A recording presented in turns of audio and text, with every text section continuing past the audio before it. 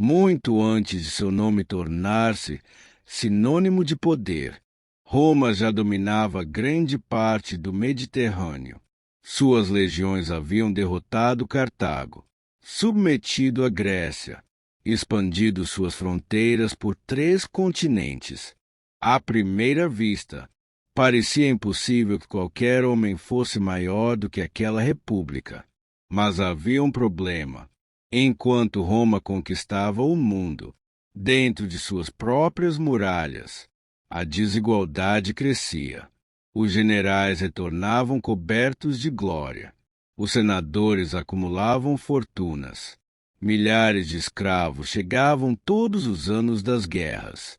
Enquanto isso, grande parte da população vivia na pobreza. As disputas políticas tornavam-se cada vez mais violentas. Famílias poderosas competiam entre si pelo controle do governo. Conspirações, subornos, assassinatos, tudo fazia parte da política romana. Foi nesse ambiente turbulento, no ano 100 a.C., que nasceu um menino chamado Caio Júlio César. Sua família pertencia à antiga nobreza romana, a gens Júlia. Segundo a tradição, os Júlios afirmavam descender de Iulo, filho do herói troiano Enéas, e, por consequência, da própria deusa Vênus. Era uma origem cercada de prestígio, mas havia um detalhe importante. Apesar do nome ilustre, a família já não possuía o poder que tivera no passado. Outras casas dominavam o Senado, os grandes cargos, os exércitos. César cresceu observando essa realidade. Desde muito jovem, percebeu que, em Roma, o nome ajudava, mas não era suficiente. Era preciso conquistar influência, aliados e, acima de tudo, prestígio militar. Durante sua juventude, a República mergulhou em uma violenta guerra civil. De um lado, os seguidores de Caio Mário, do outro, os partidários de Lúcio Cornélio Sulla. Quando Sulla saiu vitorioso, iniciou uma enorme perseguição contra seus adversários. Centenas de pessoas foram executadas. Outras perderam todas as suas propriedades. Os nomes dos condenados eram publicados em listas conhecidas como proscrições. Estar naquela lista significava praticamente uma sentença de morte. Júlio César também chamou a atenção do novo ditador, não por ter comandado exércitos, mas por seus laços familiares com o grupo derrotado. Sulla ordenou que César se divorciasse de sua esposa, Cornélia. Ela era filha de um importante aliado de Mário. Aceitar significaria preservar sua vida. Recusar poderia custar tudo. Segundo os antigos cronistas, César respondeu com apenas uma decisão. Não obedeceria. Preferiu fugir de Roma. Escondeu-se. Mudou constantemente de lugar. Durante semanas, escapou por pouco das patrulhas enviadas para capturá-lo. Diversos amigos influentes pediram clemência. Depois de muita insistência, Sulla finalmente concordou em poupá-lo. Mas, segundo uma famosa tradição registrada pelos historiadores antigos, o ditador fez um comentário que atravessaria os séculos. Ao aceitar o perdão, teria dito: há muitos Mários escondidos nesse jovem. Era como se enxergasse, naquele rapaz ainda desconhecido, um homem capaz de abalar toda a república. Naquele momento, ninguém poderia imaginar, mas Sulla talvez tivesse feito uma das previsões mais impressionantes da história romana, porque o jovem que acabava de escapar da morte um dia pisaria novamente em Roma, não como fugitivo, mas como o homem mais poderoso do mundo romano. Depois de deixar Roma, Júlio César compreendeu que permanecer distante da política não significava abandonar seus sonhos. Pelo contrário, era o momento de construir aquilo que nenhum discurso poderia oferecer: prestígio. Durante os primeiros anos, serviu no exército romano, participou de campanhas na Ásia Menor, aprendeu a disciplina das legiões, conviveu com oficiais experientes, observou como os grandes comandantes tomavam decisões. Segundo os cronistas, foi nesse período que começou a desenvolver uma característica que o acompanharia por toda a vida. Nunca aceitava ocupar uma posição secundária por muito tempo. Sempre queria mais. Mais responsabilidade, mais influência, mais poder. Depois de algum tempo, decidiu viajar até a ilha de Rhodes. Ali estudaria com um dos mais respeitados mestres da época, Apolônio Moló, famoso por ensinar retórica. Na Roma antiga, saber falar era quase tão importante quanto saber lutar. Um general precisava convencer soldados. Um político precisava convencer o Senado. Um líder precisava convencer o povo. César queria dominar todas essas habilidades. Mas a viagem nunca aconteceu como planejado. Enquanto atravessava o mar Egeu, seu navio foi cercado. Piratas. Naquele período, o Mediterrâneo estava longe de ser seguro. Diversos grupos atacavam embarcações comerciais, se capturavam passageiros importantes para pedir resgate. Júlio César tornou-se um desses prisioneiros. Segundo Plutarco, os piratas descobriram rapidamente que haviam capturado um jovem aristocrata romano. Resolveram exigir um resgate. Pediram 20 talentos de prata. Era uma quantia enorme, mas quando César ouviu o valor, começou a rir. Os piratas ficaram sem entender. Então ele respondeu algo que parecia absurdo. Disse que estavam cobrando muito pouco, que um homem como ele valia muito mais. Segundo os relatos antigos, foi o próprio César quem sugeriu aumentar o resgate para 50 talentos. Os piratas aceitaram imediatamente, enquanto seus companheiros viajavam para reunir o dinheiro. César permaneceu prisioneiro durante várias semanas, mas sua atitude era completamente diferente da esperada. Não implorava, não demonstrava medo, conversava normalmente com os piratas, participava das refeições, escrevia poemas, preparava discursos e obrigava seus captores a ouvi-los. Quando eles não prestavam atenção, reclamava como se estivesse cercado por alunos desinteressados. À noite, quando queria dormir, ordenava que fizessem silêncio. E, curiosamente, muitos obedeciam. Os piratas passaram a enxergar aquele prisioneiro como alguém excêntrico, quase divertido. Segundo Plutarco, César repetia constantemente uma frase, sempre sorrindo, sempre em tom aparentemente descontraído: quando eu for libertado, voltarei e crucificarei todos vocês. Os piratas riam. Achavam impossível. Afinal, era apenas um jovem romano sem exército, sem navios, sem poder, ou pelo menos, era isso que imaginavam. Dias depois, o resgate foi finalmente pago. César foi libertado. Os piratas acreditavam que aquela história havia terminado. Na verdade, ela estava apenas começando. Assim que recuperou a liberdade, Júlio César poderia simplesmente seguir viagem. O resgate havia sido pago. Sua família e seus aliados esperavam seu retorno. Qualquer outro homem provavelmente consideraria o episódio encerrado. Mas César não. Durante todo o período em que esteve prisioneiro, repetira diversas vezes que voltaria. Os piratas haviam rido. Achavam impossível que aquele jovem aristocrata pudesse representar algum perigo. Foi exatamente esse erro que cometeram.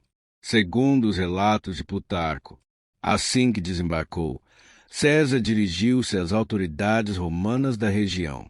Pediu navios, soldados, recursos para perseguir os piratas.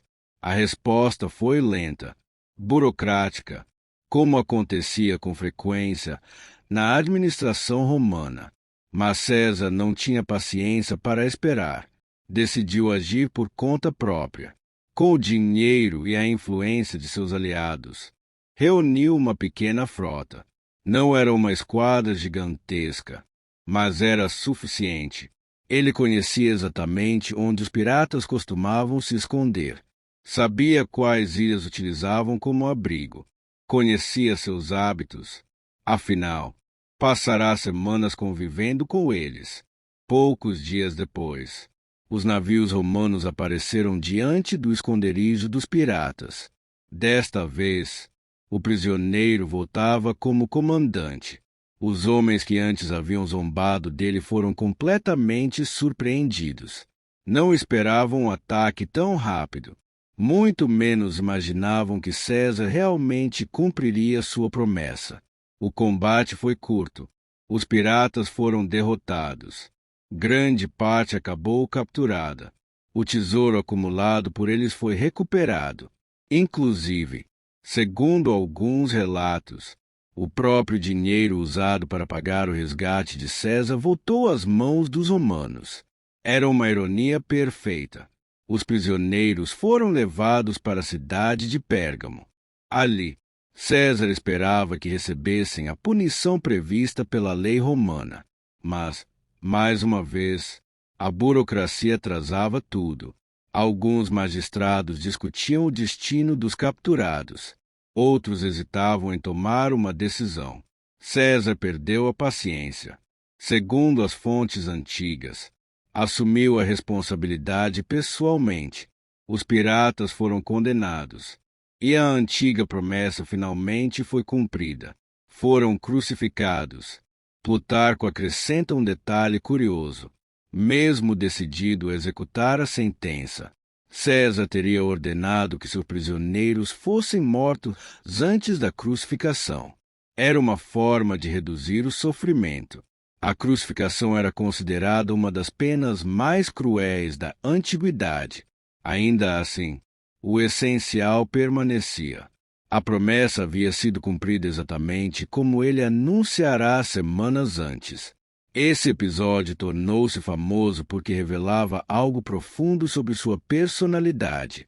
Júlio César não esquecia afrontas, não aceitava humilhações e, acima de tudo, nunca permitia que seus inimigos acreditassem que uma ameaça feita por ele era apenas um blefe. Anos depois, reis, senadores, generais, todos aprenderiam essa mesma lição. Mas, naquele momento, Roma ainda via César apenas como um jovem aristocrata ambicioso. Ninguém imaginava que aquele homem, que perseguira piratas praticamente sozinho, um dia comandaria centenas de milhares de legionários e pisaria sobre praticamente toda a Europa Ocidental. Ao retornar para Roma, Júlio César já não era apenas um jovem aristocrata. Sua coragem, sua habilidade militar e sua determinação começavam a chamar atenção. Mas ele sabia que isso não bastava. Na República Romana, espadas conquistavam territórios. Quem distribuía o poder era o Senado, e o Senado era um campo de batalha próprio. Ali, as armas eram discursos, favores, dinheiro, alianças, traições. Nenhum homem governava sozinho. As famílias mais influentes competiam diariamente pelo controle da República. Entre elas destacavam-se dois nomes: Marco Licínio Crasso, o homem mais rico de Roma. Sua fortuna era tão grande que muitos diziam ser impossível calculá-la.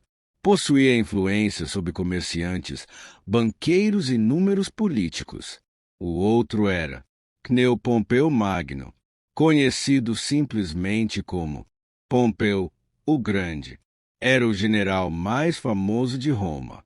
Havia derrotado piratas em todo o Mediterrâneo, conquistado territórios no Oriente, celebrado triunfos grandiosos. Para a população, Pompeu era um herói nacional. Mas havia um problema. Crasso e Pompeu não confiavam um no outro.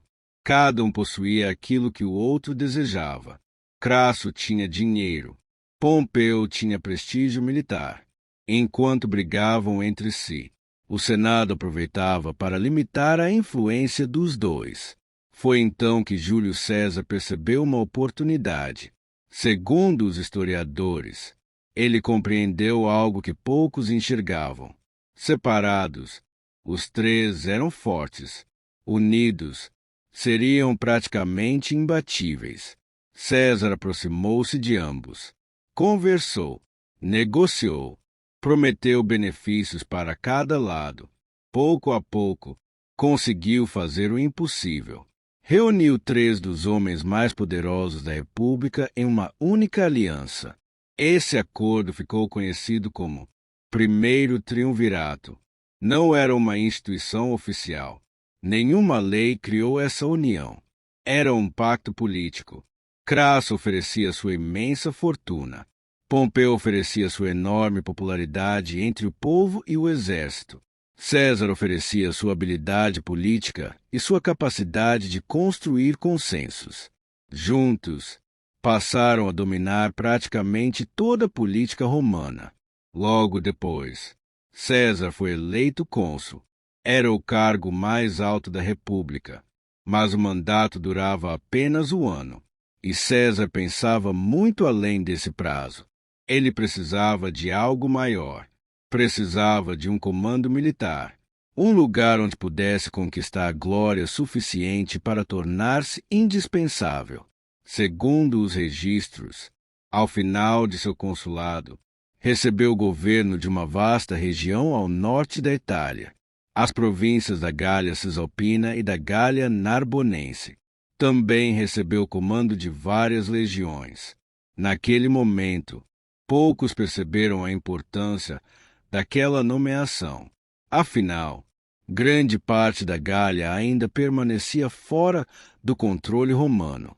Era uma terra habitada por centenas de tribos independentes, povos guerreiros, orgulhosos, que jamais aceitariam facilmente a presença das legiões. Para muitos senadores, era apenas mais uma missão militar. Para Júlio César, era a oportunidade que esperara durante toda a vida, porque ele não pretendia apenas governar uma província, pretendia conquistar o mundo inteiro. No ano 58 a.C., Júlio César atravessou os Alpes. À sua frente, estendia-se um território imenso, coberto por florestas densas, grandes rios, montanhas e centenas de aldeias espalhadas por uma região que os romanos chamavam simplesmente de Gália. Hoje, grande parte desse território corresponde à França, mas, naquela época, não existia um único reino. A Gália era formada por dezenas de povos independentes. Cada tribo possuía seus próprios líderes, seus costumes, seus guerreiros e suas rivalidades. Algumas eram aliadas de Roma, outras desprezavam qualquer influência romana. Muitas lutavam entre si havia gerações. Para César, aquela divisão representava uma oportunidade. Enquanto os gauleses permanecessem separados, Roma poderia derrotá-los um por um. Segundo seus próprios relatos, escritos mais tarde na obra Comentários sobre a Guerra da Gália. A primeira grande crise surgiu quando uma poderosa tribo conhecida como Helvécios decidiu abandonar suas terras. Milhares de homens, mulheres e crianças iniciaram uma enorme migração. Seu objetivo era encontrar uma nova região onde pudessem se estabelecer. Mas, para isso, precisariam atravessar áreas controladas ou protegidas por Roma. César percebeu imediatamente o risco. Se permitisse aquela movimentação, outras tribos poderiam fazer o mesmo. O controle romano sobre a região começaria a enfraquecer. Sem perder tempo, marchou com suas legiões, mandou destruir pontes, fortificou passagens estratégicas e bloqueou o avanço dos helvécios. Quando perceberam que não conseguiriam atravessar pacificamente, a guerra tornou-se inevitável. Foi a primeira grande batalha da campanha.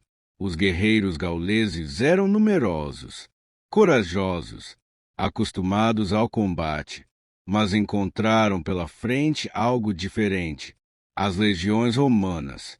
Cada soldado sabia exatamente sua posição. Cada formação era executada quase automaticamente, enquanto muitos exércitos dependiam da coragem individual.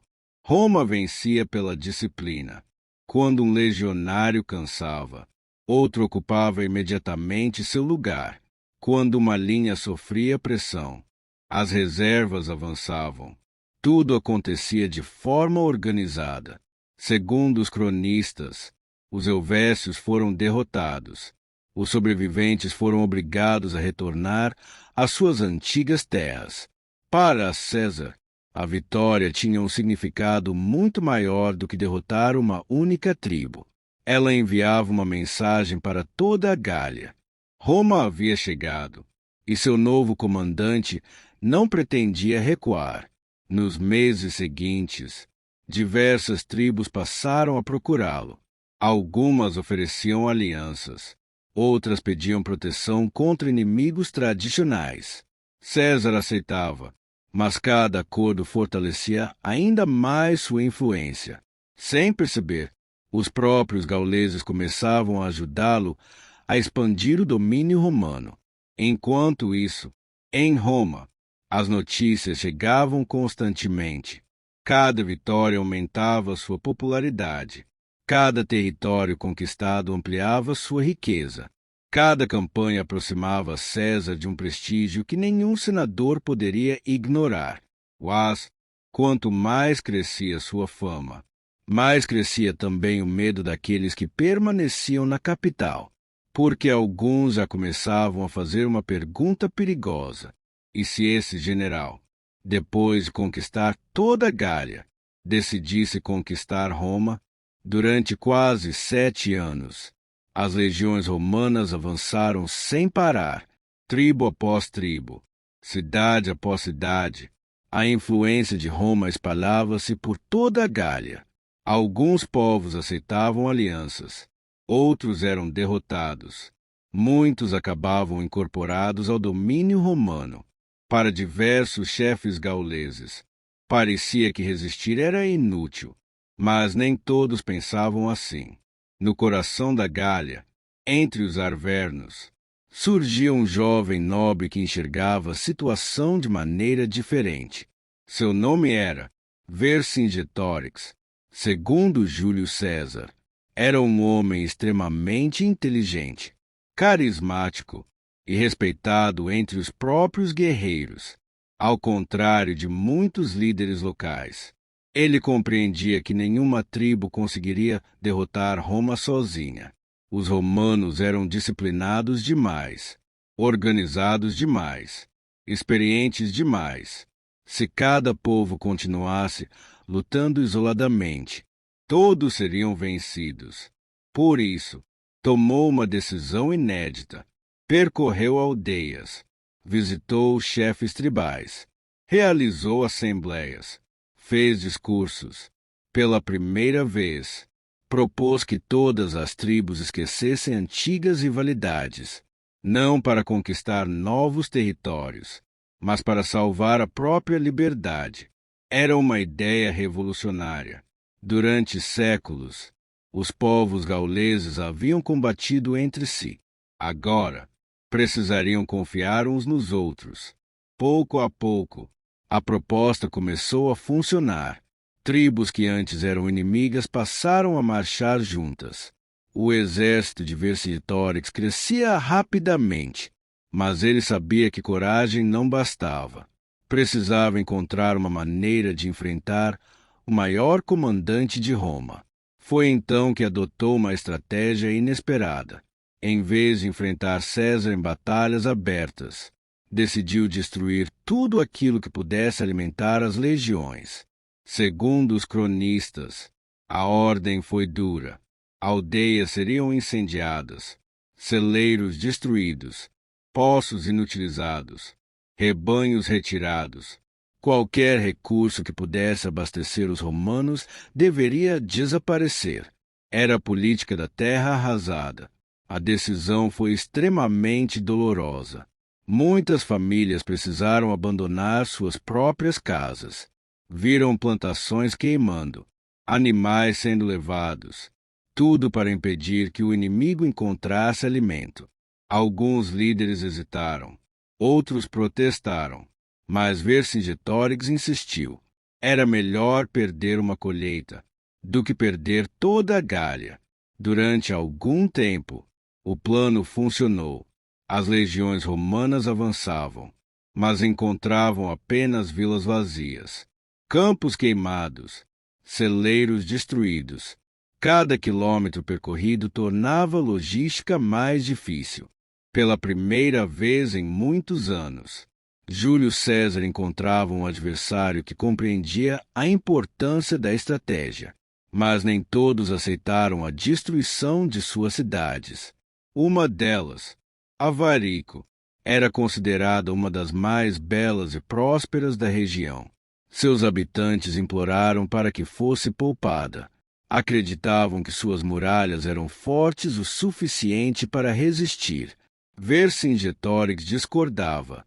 Sabia que aquela decisão poderia colocar toda a campanha em risco.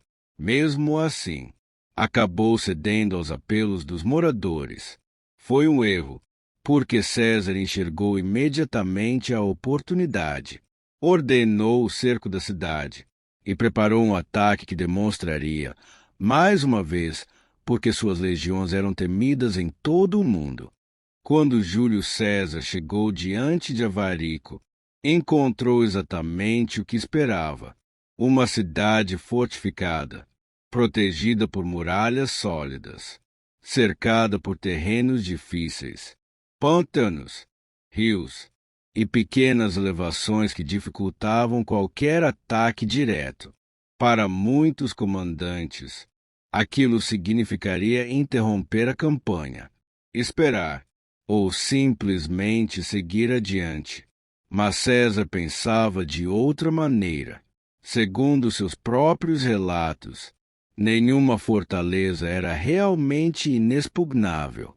Era apenas uma questão de tempo e de trabalho, enquanto os defensores observavam do alto das muralhas. As legiões começaram a transformar completamente a paisagem. Milhares de soldados cortavam árvores, transportavam pedras, escavavam trincheiras, construíam rampas gigantescas de terra.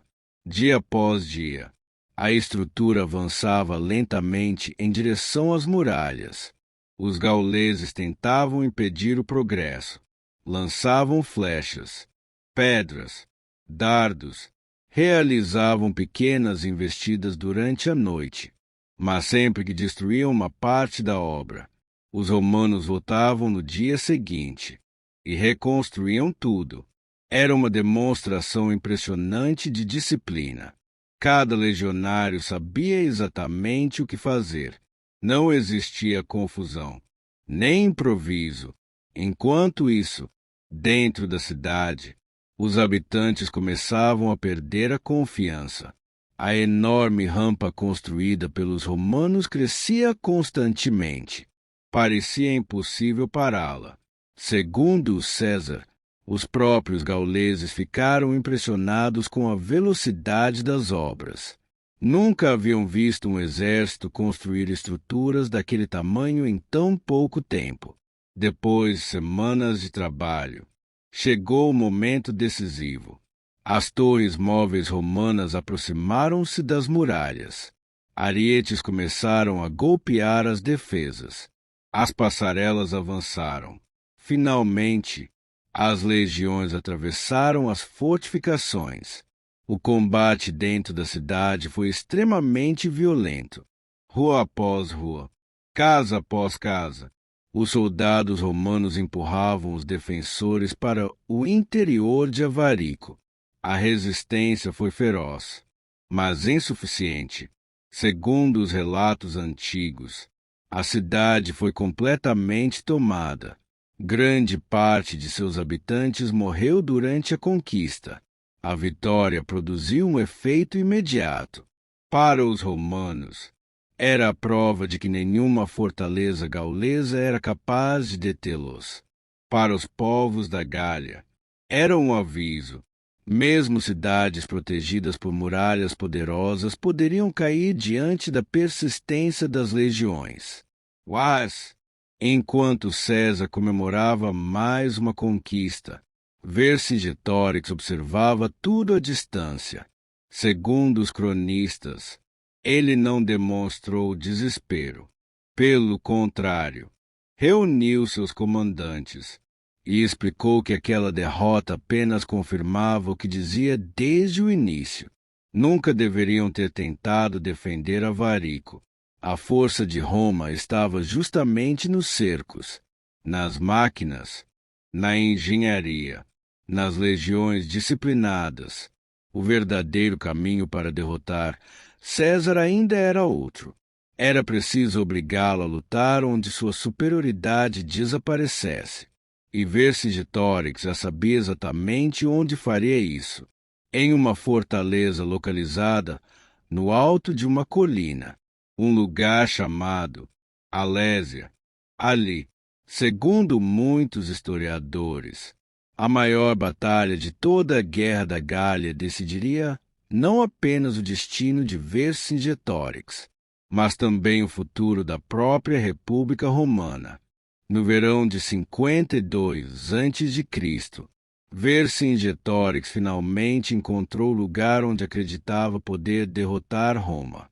A fortaleza de Alésia, construída sobre o alto de uma enorme colina.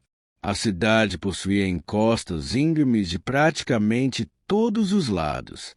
Rios protegiam parte da região. As muralhas completavam a defesa natural. Para qualquer exército da antiguidade, era uma posição quase perfeita. Vercingetorix levou para dentro da fortaleza dezenas de milhares de guerreiros. Também reuniu grandes quantidades de alimentos. Sua estratégia era simples: resistir.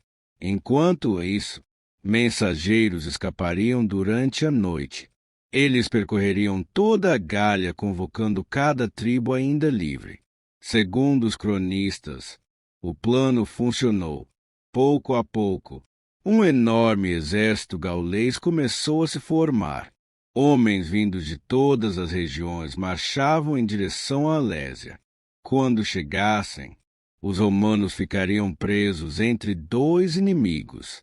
Os defensores atacariam de dentro. O novo exército atacaria de fora. As legiões seriam esmagadas. Era um plano brilhante. Mas Júlio César percebeu imediatamente o perigo. Se permanecesse apenas cercando Alésia, seria destruído quando os reforços gauleses chegassem. Se abandonasse o cerco, toda a campanha estaria perdida. Precisava encontrar uma terceira solução. Foi então que tomou uma decisão que muitos de seus próprios oficiais consideraram insana. Segundo seus relatos, mandou construir uma linha completa de fortificações ao redor de Alésia. Trincheiras, torres, paliçadas, armadilhas escondidas no solo. Tudo voltado para impedir que Vercingetorix escapasse. Mas César não parou aí. Sabia que o verdadeiro perigo ainda estava por vir. Então, ordenou a construção de uma segunda linha de fortificações, desta vez voltada para o lado de fora. Assim, enquanto a primeira muralha mantinha os gauleses presos dentro de Alésia, A segunda protegeria as legiões do gigantesco exército que se aproximava. Era algo praticamente sem precedentes. Segundo os registros, as linhas de defesa se estendiam por dezenas de quilômetros. Milhares de soldados trabalharam dia e noite. Escavaram fossos profundos. Plantaram estacas afiadas escondidas sob a terra. Construíram cercas, torres de observação, pequenos fortes distribuídos ao longo de todo o perímetro. Cada trecho era pensado para atrasar qualquer ataque. César transformou o campo de batalha em uma fortaleza gigantesca. Quando as obras terminaram, a situação era única. Dentro das muralhas, Vercingetorix aguardava o momento de atacar. Do lado de fora, o enorme exército gaulês finalmente apareceu no horizonte. Segundo alguns autores antigos, era uma das maiores forças já reunidas pelos povos da Gália. Agora, as legiões romanas encontravam-se exatamente entre os dois. Qualquer erro significaria o fim. Durante dias, os ataques aconteceram quase sem interrupção. Os guerreiros de Vercingetorix pressionavam por dentro. Ao mesmo tempo, as tribos recém-chegadas lançavam enormes ofensivas contra as fortificações externas. Os romanos precisavam lutar em duas direções ao mesmo tempo. Algumas posições quase caíram. Em certos momentos, parecia impossível resistir, mas César estava presente em praticamente todos os pontos mais críticos. Montado em seu cavalo, percorria rapidamente as linhas, levantava o moral das tropas, enviava reforços exatamente onde eram necessários. Segundo seus próprios relatos, cada minuto daquela batalha parecia decidir o destino de Roma. E então, chegou o momento mais perigoso de toda a campanha. O campo de batalha transformou-se em um caos. Durante dias, as legiões haviam resistido, mas a pressão aumentava a cada hora. Do lado de fora, dezenas de milhares de guerreiros gauleses lançavam ataques contínuos contra as fortificações romanas. Dentro de Alésia, Vercingetorix observava atentamente. Esperava apenas o momento certo. Quando percebeu que as defesas externas começavam a enfraquecer, ordenou a ofensiva. Os portões da fortaleza se abriram. Milhares de guerreiros correram montanha abaixo. Agora, os romanos eram atacados dos dois lados ao mesmo tempo. Segundo os cronistas, foi o momento mais crítico de toda a campanha. Em diversos trechos, as muralhas improvisadas começaram a ceder. Algumas torres foram incendiadas. Trincheiras ficaram tomadas por combatentes. Os legionários lutavam praticamente sem descanso. Muitos já estavam exaustos. Outros combatiam havia dias. Mesmo assim, continuavam mantendo suas posições. Mas César percebeu algo preocupante. Em um setor específico, as forças gaulesas finalmente encontraram um ponto vulnerável. O terreno era mais elevado. As fortificações eram menores. Se aquele trecho fosse rompido, todo o sistema de defesa desmoronaria. As legiões seriam cercadas. O cerco de Alésia chegaria ao fim.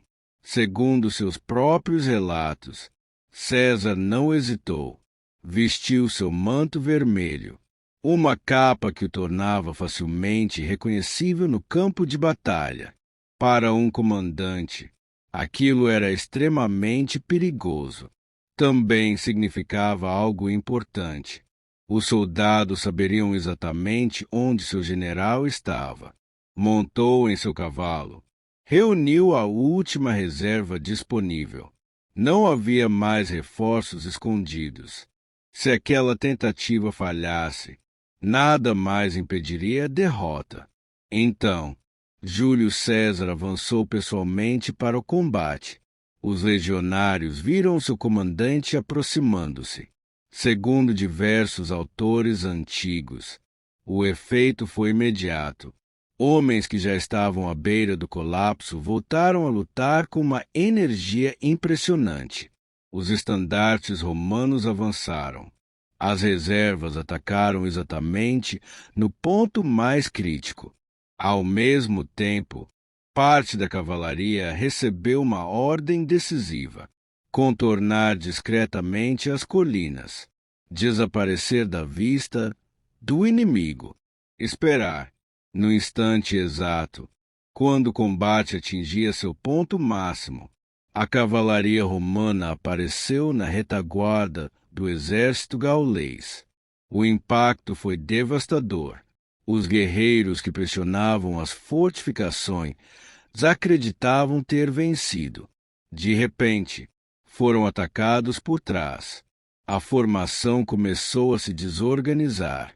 O pânico espalhou-se rapidamente. Alguns tentaram continuar lutando. Outros iniciaram a fuga. Em poucos minutos, a enorme ofensiva transformou-se em retirada. Dentro de Alésia, Vercingetorix assistia à cena. Percebeu imediatamente o que havia acontecido. O último esforço da Gália fracassara. Já não existia nenhum exército capaz de romper o cerco. Os alimentos acabavam. As tropas estavam exaustas. A guerra estava perdida. O amanhecer chegou sobre Alésia. Pela primeira vez em muitos dias, nenhuma flecha cruzava o céu. Nenhum grito de guerra ecoava pelas muralhas. Apenas o silêncio. Dentro da fortaleza, a situação era desesperadora. Os estoques de alimento estavam praticamente esgotados. Os guerreiros sobreviventes compreendiam que não existia mais esperança. O grande exército enviado para libertá-lo havia sido derrotado. Não restava ninguém. Segundo os relatos antigos, Vercingetorix reuniu os chefes gauleses. Era a última reunião. Alguns defendiam lutar até a morte. Outros acreditavam que ainda poderiam tentar uma fuga desesperada durante a noite. Mas o líder dos arvernos sabia que qualquer tentativa significaria apenas mais mortes. A Gália já havia perdido seus melhores guerreiros. Continuar a batalha apenas destruiria o que ainda restava. Então, tomou uma decisão. Entregaria a si mesmo. Segundo a tradição preservada pelos cronistas romanos, os portões de Alésia foram abertos lentamente. Do lado de fora, as legiões aguardavam em formação. Milhares de soldados permaneceram imóveis. Então, um único cavaleiro surgiu. Era Vercingetorix.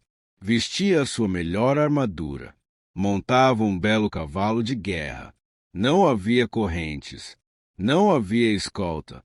Cavalgou lentamente em direção ao acampamento romano. Todos observavam em silêncio. Quando chegou diante de Júlio César, desceu do cavalo, retirou as armas, depositou-as diante do comandante romano. Depois, segundo algumas versões antigas, sentou-se calmamente aos pés de César, sem dizer uma única palavra. A guerra havia terminado. Outros autores apresentam pequenas diferenças na descrição desse momento, mas todos concordam em um ponto. Foi Vercingetorix quem decidiu assumir sozinho o peso da derrota. Sua rendição evitou que milhares de sobreviventes fossem mortos em um último combate sem sentido. Para César, era a maior vitória de toda a sua carreira até aquele momento. Depois de quase 8 anos de campanhas, a Gália estava finalmente sob domínio romano, um território gigantesco, habitado por milhões de pessoas. Agora fazia parte da República. As consequências foram imensas. Roma ganhou novas terras, novos impostos, novos soldados, novas riquezas. O ouro e os tributos vindos da Gália enriqueceram enormemente Júlio César. Mais importante ainda, deram-lhe algo que nenhum senador poderia comprar: prestígio. Quando as notícias chegaram à capital, Roma explodiu em comemorações. O homem que anos antes fugira das proscrições de Sula, agora era celebrado como o maior general da República. Mas, enquanto o povo comemorava, no Senado, muitos homens começaram a sentir medo, porque compreendiam algo que talvez o próprio César ainda não dissesse em voz alta. Ele já não era apenas um general vitorioso. Comandava legiões profundamente leais. Possuía riquezas imensas. Era amado pelo povo, e sua fama superava a de qualquer outro romano vivo. Entre aqueles que observavam sua ascensão, estava um antigo aliado, um homem que um dia dividira o poder com ele, Pompeu o Grande. A amizade entre os dois estava prestes a chegar ao fim. Enquanto Júlio César conquistava a Gália, Roma mudava. O equilíbrio político que sustentava o primeiro triunvirato já não existia. A aliança que reunirá César, Pompeu e Crasso começava a se desfazer. O primeiro golpe veio no ano 53 a.C. Marco Licínio Crasso decidiu buscar a glória militar que sempre invejara em seus dois aliados. Invadiu o Império Parta, mas a campanha terminou em desastre. Na Batalha de Carras, o exército romano foi praticamente destruído. Crasso morreu em combate. Com sua morte, o triunvirato deixou de existir. Agora restavam apenas dois homens: Júlio César e Pompeu. Durante anos, os dois haviam sido aliados. Chegaram até a fortalecer essa união através de um casamento. A filha de César, Júlia, tornou-se esposa de Pompeu. Mas sua morte rompeu também esse último vínculo familiar. Pouco a pouco, a desconfiança tomou conta da relação. Enquanto César acumulava vitórias na Gália, Pompeu permanecia em Roma. O Senado começou a enxergar nele o único homem capaz de conter o antigo aliado. Segundo os cronistas, diversos senadores temiam que César utilizasse suas legiões para assumir o controle da República. A solução encontrada parecia simples. Quando terminasse seu mandato na Gália, deveria dissolver o exército, voltar para Roma como cidadão comum e responder perante o Senado. Na prática, aquilo significava entregar toda a sua proteção. Em Roma, diversos inimigos políticos aguardavam apenas esse momento. Acusações de corrupção, abuso de poder, irregularidades administrativas. Tudo poderia ser usado para destruí-lo politicamente. César compreendeu imediatamente o risco. Segundo seus próprios apoiadores, ele enviou propostas ao Senado. Aceitaria abrir mão do comando, desde que Pompeu também fizesse o mesmo. A resposta foi negativa. O Senado declarou que apenas César deveria desmobilizar suas legiões. Ao mesmo tempo, Pompeu recebeu poderes extraordinários para defender a República. Era praticamente uma declaração de guerra. Durante semanas, mensageiros viajaram entre Roma e a Gália. Ainda existia esperança de um acordo, mas nenhum dos lados cedeu. Até que, no inverno de 49 a.C., César chegou às margens de um pequeno rio. Chamava-se Rubicão. À primeira vista, era apenas um curso d'água modesto, mas possuía enorme importância jurídica. Aquele rio marcava o limite da província que César governava. Segundo a lei romana, nenhum general poderia atravessá-lo comandando um exército. Se o fizesse, seria considerado inimigo da República. Durante algum tempo, César permaneceu parado diante daquelas águas. Sabia exatamente o significado daquele momento. Se voltasse, talvez perdesse tudo. Se atravessasse, iniciaria uma guerra civil. Segundo Suetônio, depois de refletir, pronunciou uma frase que atravessaria os séculos. A sorte está lançada. Então, esporeou seu cavalo. As legiões começaram a cruzar o Rubicão. Naquele instante, já não existia retorno. Roma entrava oficialmente em guerra contra um de seus próprios filhos. E a República jamais voltaria a ser a mesma. A notícia espalhou-se rapidamente. Júlio César havia cruzado o Rubicão. Em poucas horas, mensageiros percorriam estradas em todas as direções. As cidades da Itália preparavam-se para o pior. No Senado, o pânico tomou conta da sessão. Muitos senadores acreditavam que César precisaria de semanas para avançar. Outros tinham certeza de que as cidades italianas resistiriam. Segundo eles, a República possuía recursos suficientes para deter qualquer rebelião.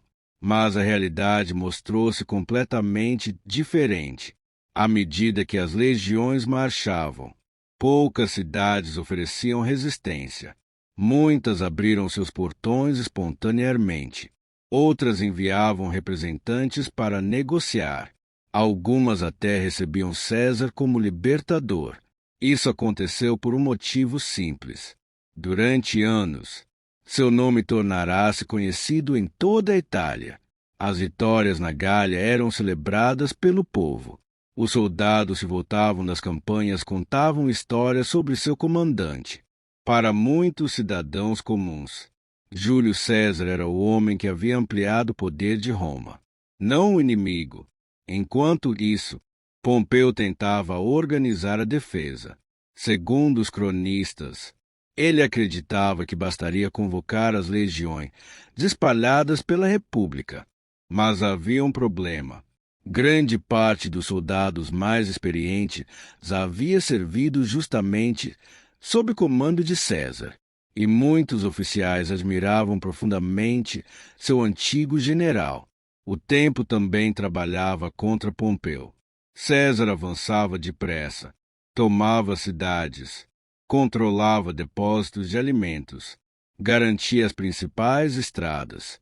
Cada dia perdido fortalecia ainda mais sua posição. Em Roma, o clima tornava-se insustentável. O Senado entrou em desespero. Após intensos debates, foi tomada uma decisão extraordinária. A capital seria abandonada. Pompeu, diversos senadores, magistrados e inúmeras famílias aristocráticas deixaram Roma às pressas.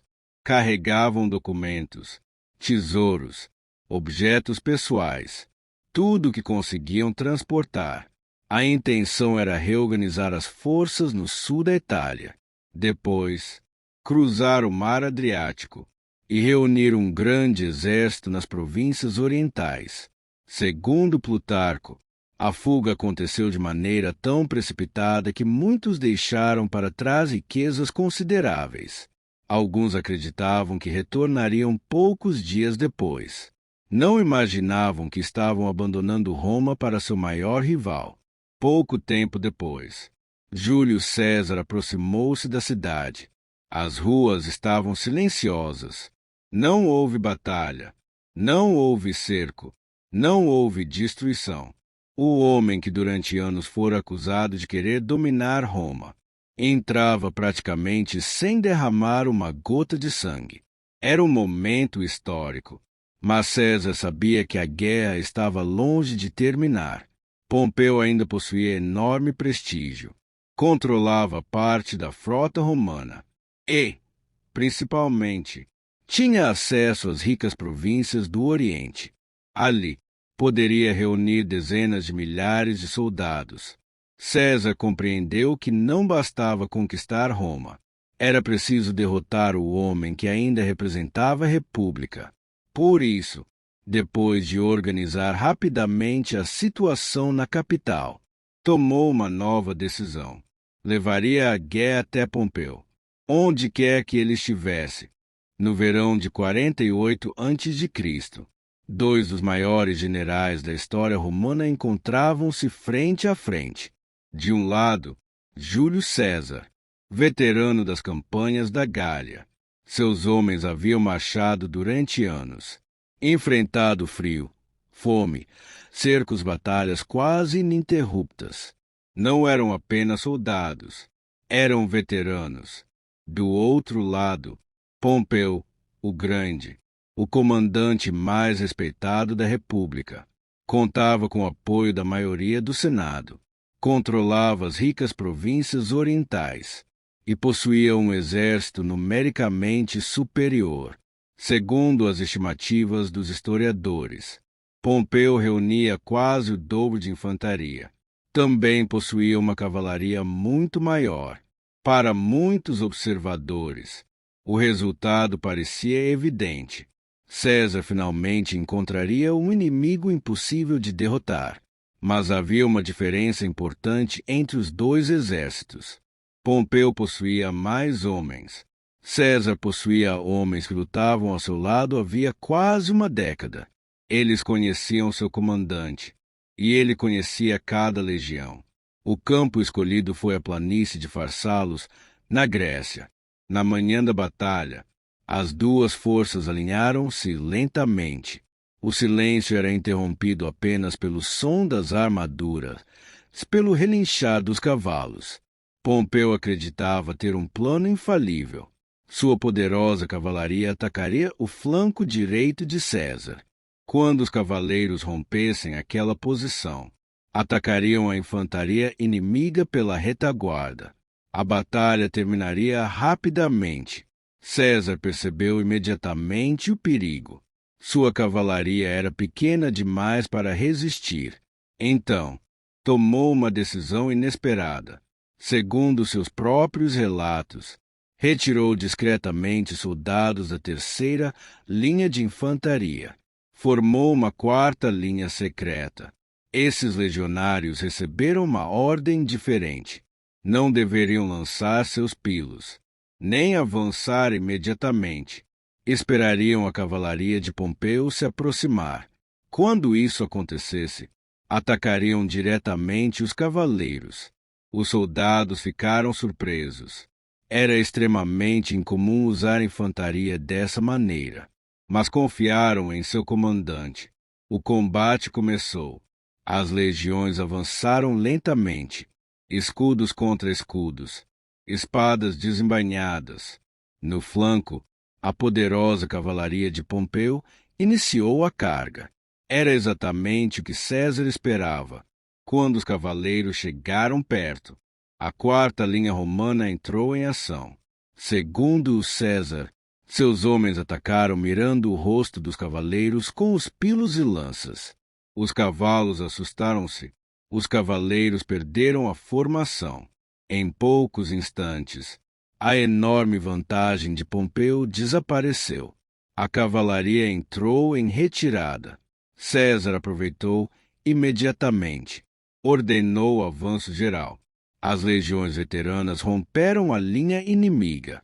A disciplina construída durante anos na Gália fez novamente a diferença. O exército de Pompeu começou a desmoronar. O pânico espalhou-se rapidamente. Muitos soldados abandonaram o campo. Outros tentaram fugir para os acampamentos. Quando percebeu que a batalha estava perdida, Pompeu fez algo impensável. Deixou o campo de combate. O homem que durante décadas fora considerado o maior general de Roma fugia. Farsalos decidia muito mais do que uma guerra.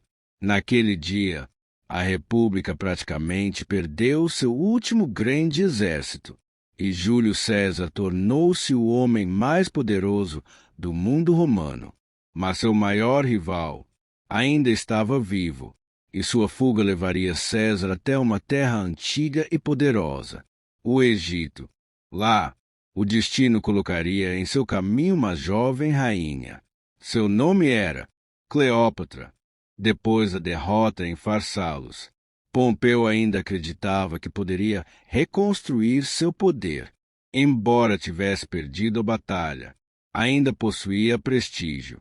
Durante anos, fora aliado de reis e governantes em diversas regiões do Mediterrâneo, entre eles, a família real do Egito. Por isso, decidiu atravessar o mar. Seu destino era Alexandria. Esperava encontrar proteção, talvez um novo exército, talvez uma oportunidade para continuar a guerra contra César. Mas o Egito também vivia uma crise. O velho faraó havia morrido. Seus 2 filhos disputavam violentamente o trono. De um lado, o jovem Ptolomeu XIII. Do outro, sua irmã e esposa, segundo o costume da dinastia, Cleópatra VII. Os conselheiros do jovem rei acreditavam que apoiar Pompeu seria um erro. Se César vencesse definitivamente, o Egito poderia tornar-se seu inimigo. Então decidiram fazer algo que julgavam agradar ao vencedor. Quando Pompeu desembarcou, foi recebido cordialmente, convidado a entrar em um pequeno barco. Acreditava estar seguro, mas, assim que se afastou da praia, foi assassinado. Sua cabeça foi separada do corpo. Segundo os cronistas romanos, ela seria entregue a Júlio César como um presente. Poucos dias depois, César chegou ao Egito. Esperava encontrar seu antigo aliado transformado em inimigo.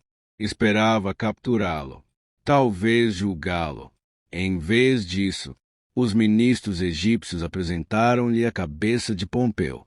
Acreditavam que o conquistador romano ficaria satisfeito. A reação foi exatamente a oposta. Segundo Plutarco, Júlio César ficou profundamente abalado.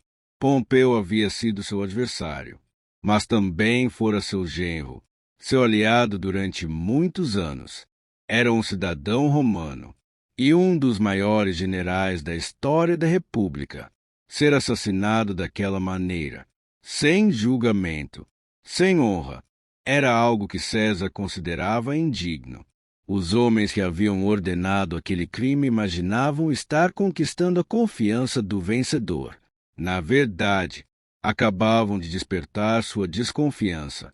Enquanto isso, outra pessoa acompanhava atentamente todos aqueles acontecimentos. Cleópatra.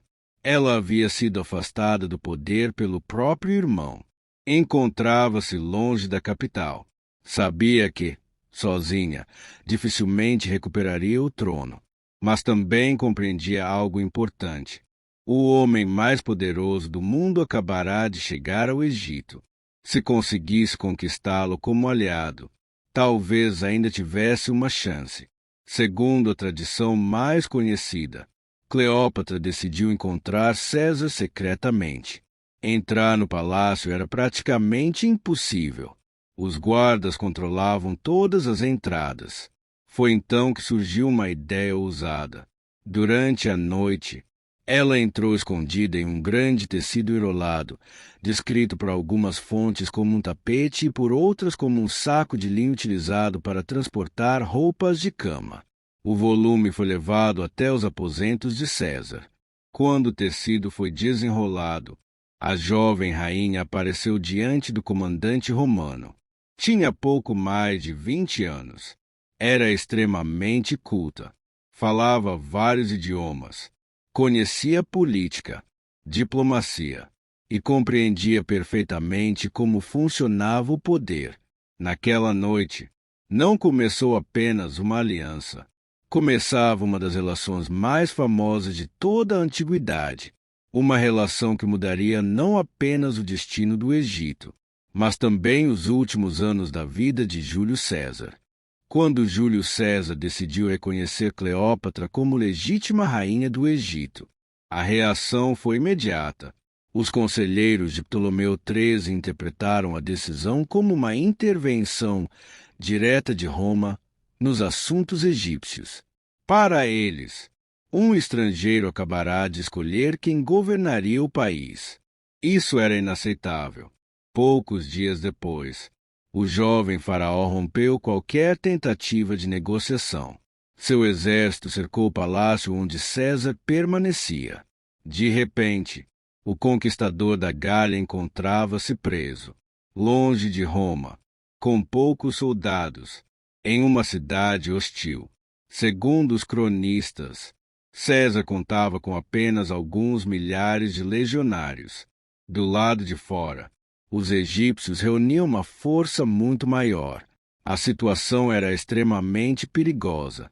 Se fosse derrotado ali, toda sua vitória sobre Pompeu poderia desaparecer.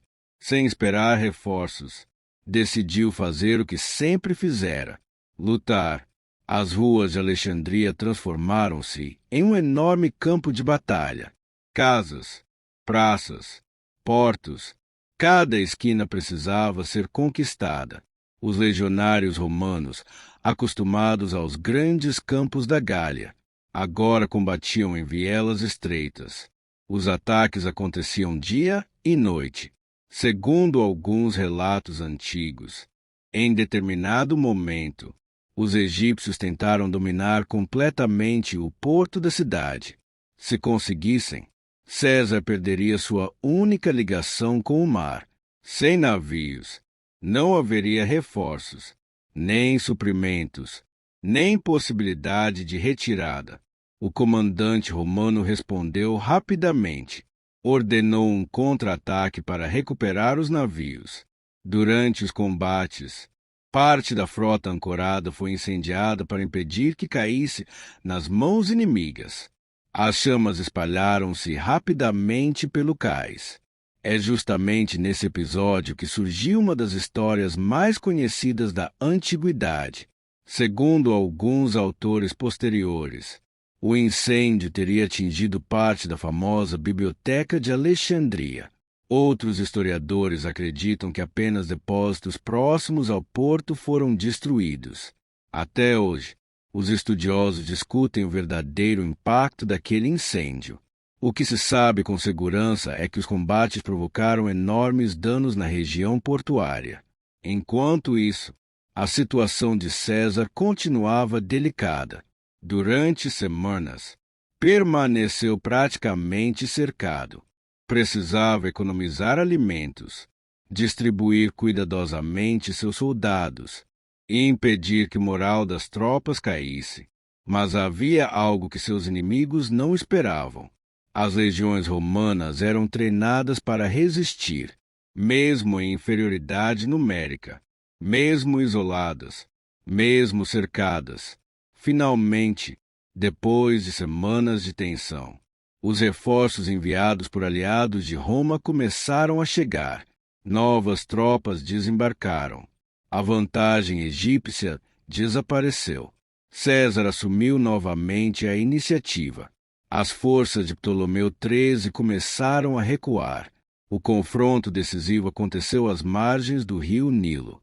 Segundo os cronistas, durante a retirada, o jovem faraó tentou escapar atravessando o rio, mas sua embarcação virou em meio ao caos. Carregando a armadura pesada, afundou antes de alcançar a outra margem. Com sua morte, a guerra praticamente terminou. Cleópatra recuperava definitivamente o trono do Egito, e Júlio César, mais uma vez, saía vencedor de uma situação que parecia impossível. Mas essa vitória deixaria consequências muito maiores do que uma simples mudança de governo. Porque, pouco tempo depois, Cleópatra daria à luz um menino. Seu nome seria Ptolomeu XV, mas o mundo passaria a conhecê-lo como Cesarião. Depois da campanha no Egito, Júlio César ainda derrotaria os últimos exércitos que resistiam ao seu domínio. Na Ásia Menor, venceu uma campanha tão rapidamente que enviou ao Senado uma mensagem que atravessaria os séculos. Vim, vi, venci.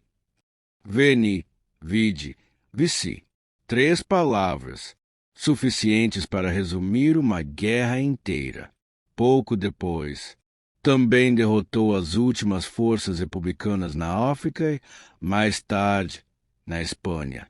Quando finalmente retornou a Roma, já não existia nenhum general capaz de enfrentá-lo. A guerra civil havia terminado. Pela primeira vez em muitos anos, a República conhecia a paz. O povo comemorava. As ruas estavam decoradas. Triunfos grandiosos percorriam a cidade. Prisioneiros de guerra, tesouros vindos da Gália, do Egito e da Ásia, animais exóticos, carros carregados de ouro. Roma jamais havia visto celebrações daquela dimensão. O Senado também passou a conceder honras extraordinárias, uma após outra. Primeiro, o título de ditador por vários anos. Depois, ditador vitalício. Uma decisão inédita. Na República Romana, a ditadura existia apenas para momentos de emergência. Normalmente durava poucos meses. Agora, um único homem recebia aquele poder para toda a vida. As homenagens continuaram. Seu retrato apareceu nas moedas. Uma cadeira especial foi colocada no Senado. Uma estátua foi erguida entre antigos reis e heróis. Recebeu o direito de usar constantemente a coroa de louros. Também passou a vestir roupas tradicionalmente associadas aos antigos reis de Roma. Cada nova homenagem aumentava sua autoridade, mas também aumentava o desconforto de muitos senadores, porque havia uma palavra que os romanos odiavam acima de qualquer outra: rei. Durante quase 500 anos, a República orgulhava-se de não possuir reis. O último havia sido expulso séculos antes. Desde então, qualquer sinal de monarquia despertava enorme rejeição. Segundo Plutarco, em certa ocasião, durante uma cerimônia pública, Marco Antônio aproximou-se de César segurando uma coroa. Algumas pessoas começaram a gritar, outras permaneceram em silêncio. Era um momento delicado.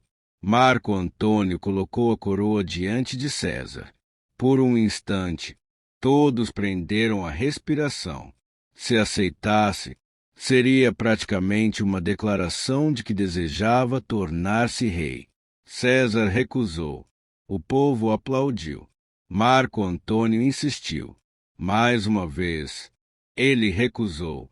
Ainda hoje, os historiadores discutem aquele episódio. Alguns acreditam que César realmente não desejava o título de rei. Outros afirmam que tudo fazia parte de uma encenação para medir a reação popular. Jamais saberemos. Mas uma coisa era certa. Mesmo recusando a coroa, seu poder crescia a um ritmo jamais visto. Muitos senadores começaram a acreditar que a República estava morrendo lentamente e que, se ninguém agisse, Roma deixaria de ser governada por leis, para ser governada por um único homem. Entre aqueles que compartilhavam esse medo estavam antigos aliados de César, homens que haviam lutado ao seu lado, que deviam sua carreira a ele. Um deles era Marco Júnior Bruto, outro, Caio Cássio Longino. Nas sombras, os dois começavam a reunir apoiadores, uma conspiração silenciosa, cujo único objetivo era impedir que César se tornasse maior do que a própria República. Enquanto Roma celebrava seu maior conquistador, a conspiração crescia em silêncio. Não era formada por estrangeiros, nem por antigos inimigos derrotados. Era composta por homens da própria República, senadores, magistrados, ex-generais, muitos deles amigos pessoais de Júlio César. Segundo as fontes antigas, mais de 60 homens participaram diretamente do plano. Entre os principais líderes estavam Caio Cássio Longino, experiente militar, inteligente e profundamente contrário ao poder absoluto de César.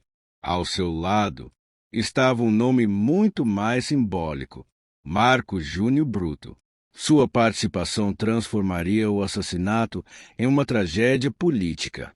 Bruto era respeitado em toda Roma. Descendia de uma família que se orgulhava de ter ajudado a expulsar os antigos reis da cidade séculos antes. Para muitos republicanos, sua presença dava legitimidade ao complô. Segundo Plutarco, os conspiradores convenceram-se de que não estavam cometendo um crime. Acreditavam estar salvando a República. Se César permanecesse vivo, Roma acabaria governada por um rei. E isso jamais poderia ser permitido. Enquanto isso, Júlio César preparava novos planos. Pensava em uma grande campanha contra o Império Parta. Queria vingar a derrota de Crasso em Carras, talvez conquistar ainda mais territórios, mas nunca teria essa oportunidade. Dias antes da reunião do Senado, diversos presságios começaram a circular pela cidade. Segundo Suetônio, sacerdotes afirmavam que os sinais eram desfavoráveis. Animais sacrificados apresentavam anomalias. Astrólogos aconselhavam cautela. Um adivinho teria alertado diretamente César. Cuidado com os idos de março. Os idos correspondiam ao dia 15 de março. Na manhã daquela data, outro aviso surgiu. Segundo a tradição, sua esposa, Calpurnia, acordou assustada. Contou ter sonhado que via o marido morto. Implorou para que ele não saísse de casa. Por alguns instantes, César pareceu hesitar. Talvez realmente pensasse em cancelar a reunião. Quase então, alguns senadores chegaram para buscá-lo. Entre eles, conspiradores, argumentaram que seria vergonhoso faltar, que o Senado já estava reunido, que todos aguardavam sua presença. César mudou de ideia, vestiu sua toga, despediu-se de Calpurnia e caminhou em direção ao teatro de Pompeu. Ironia do destino. A reunião não aconteceria na tradicional sede do Senado, mas em um edifício construído justamente por seu antigo rival. Enquanto atravessava as ruas, encontrou novamente o adivinho. Segundo Plutarco, sorriu e disse: "Os idos de março chegaram." O homem respondeu calmamente: "Chegaram, mas ainda não terminaram." Poucos minutos depois, Júlio César entrou na sala. Não sabia, mas cada homem presente conhecia exatamente o papel que desempenharia. A armadilha estava pronta. Na manhã de 15 de março de 44 a.C., Júlio César entrou no Senado sem imaginar que caminhava para seus últimos minutos de vida. Os senadores levantaram-se em sinal de respeito. Tudo parecia absolutamente normal. Os conspiradores já ocupavam suas posições. Cada um sabia exatamente onde deveria ficar. Segundo Plutarco, o plano era simples. Um deles faria um pedido formal a César. Enquanto ele respondesse, os demais se aproximariam lentamente. O homem encarregado dessa tarefa era Lúcio Túlio Cimbro. Aproximou-se. Pediu que César reconsiderasse o exílio de seu irmão. Era um assunto aparentemente comum. César respondeu que analisaria a questão em outro momento, mas Cimbro insistiu. Aproximou-se ainda mais. Então, segurou a toga do ditador pelos ombros. Era o sinal combinado. Imediatamente, Públio Casca avançou por trás, sacou um punhal e desferiu o primeiro golpe. Segundo os relatos antigos, o ataque não foi fatal. A lâmina atingiu o pescoço de César de forma superficial. Surpreso, ele reagiu. Segurou o braço do agressor. Tentou impedir um novo ataque, Ainda acreditava que conseguiria controlar a situação. Mas, naquele instante, outros senadores sacaram suas adagas. Vieram de todos os lados. Os golpes começaram a chover. Braços, costas, peito. O Senado transformou-se em um caos. Alguns conspiradores, na pressa, acabaram ferindo uns aos outros. Segundo Suetônio, César ainda tentou defender-se durante alguns instantes. Olhava ao redor procurando alguém que permanecesse fiel. Foi então que viu Bruto, um dos homens em quem mais confiava. Talvez um amigo, talvez quase um filho, segundo alguns rumores antigos. Quando percebeu que Bruto também empunhava uma adaga, algo mudou.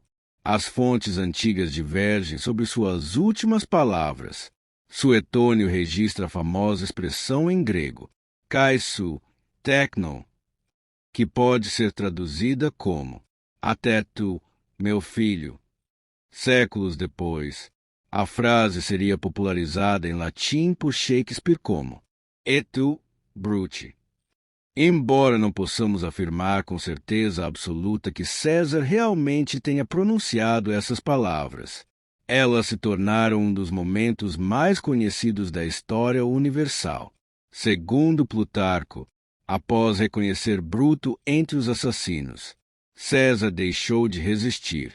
Puxou parte da toga sobre o rosto, talvez para preservar alguma dignidade diante da morte. Recebeu mais golpes. Ao todo, as fontes mencionam 23 facadas. Curiosamente, os médicos que examinaram seu corpo concluíram que apenas uma delas havia sido realmente fatal. Todo o restante ocorreu em poucos segundos. Quando o silêncio finalmente voltou ao Senado, Júlio César jazia morto aos pés da estátua de Pompeu. Era uma ironia cruel. O homem que derrotara Pompeu na guerra civil morria justamente diante da imagem de seu antigo rival. Os conspiradores olharam uns para os outros. Acreditavam ter salvo Roma.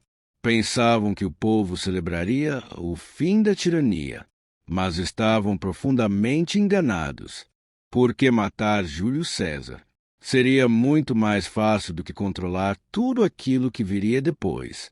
Depois do assassinato, o silêncio tomou conta do Senado.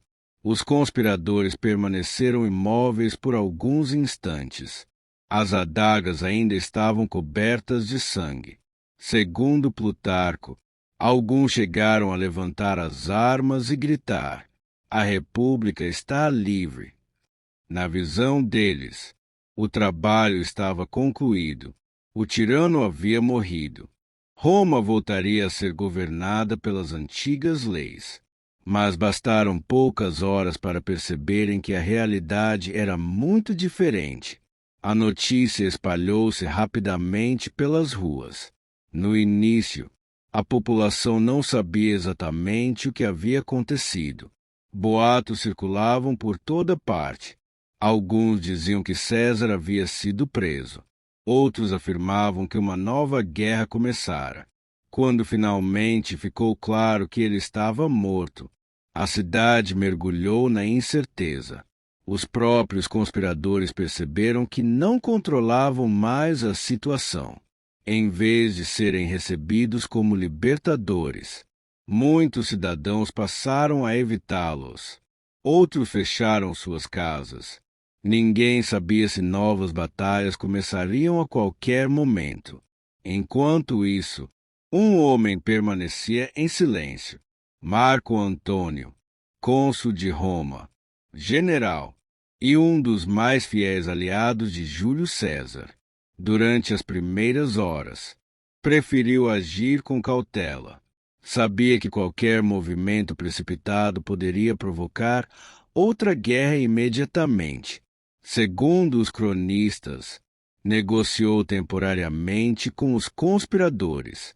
O corpo de César receberia um funeral público. Em troca, nenhuma vingança imediata seria realizada. Parecia um acordo razoável, Mas Marco Antônio tinha outro plano. Quando chegou o dia do funeral, milhares de pessoas reuniram-se no Fórum Romano. Ali, diante do povo, estava o corpo de Júlio César, coberto pela toga rasgada, ainda marcada pelos golpes. Marco Antônio aproximou-se lentamente. Começou a falar, segundo as fontes antigas. Não fez um discurso baseado apenas em política. Falou do homem, das campanhas militares, das vitórias, da generosidade com seus soldados. Recordou as riquezas trazidas para Roma. Lembrou que César havia distribuído dinheiro ao povo em seu testamento. Depois, mostrou a toga ensanguentada. Cada rasgo correspondia a uma facada. Enquanto apontava os cortes, citava o nome de cada conspirador. O efeito foi devastador. A multidão começou a chorar. Depois, vieram os gritos. Logo, a tristeza transformou-se em fúria. Segundo Plutarco e Apiano, o povo perdeu completamente o controle. O corpo de César seria cremado em um local previamente preparado. Mas a multidão decidiu agir por conta própria. Construiu uma enorme fogueira bem no centro do fórum. Madeiras, bancos, móveis, tudo era lançado sobre as chamas. Ali, o corpo de Júlio César foi cremado diante de milhares de romanos. As pessoas retiravam galhos em brasa da fogueira, corriam pelas ruas. Tentavam incendiar as casas dos conspiradores. Bruto, Cássio e os demais precisaram fugir de Roma. Os homens que acreditavam ter salvado a República agora eram caçados pelo próprio povo. Naquele dia, ficou evidente que matar César não encerrará sua influência. Pelo contrário, sua morte o transformará em um símbolo ainda mais poderoso. Mas havia outro detalhe surpreendente. Durante a leitura de seu testamento, os romanos descobriram que César havia escolhido um herdeiro. Não era Marco Antônio, nem um senador influente. Era um jovem de apenas 18 anos. Seu nome era Caio Otávio. Pouco tempo depois, o mundo passaria a conhecê-lo como Augusto, o primeiro imperador de Roma. Júlio César morreu acreditando governar uma república, mas sua morte abriu caminho para algo completamente novo. Poucos anos depois, Roma deixaria de ser uma república para sempre. Nascia o maior império da antiguidade, e tudo começou com o homem que ousou atravessar o Rubicão.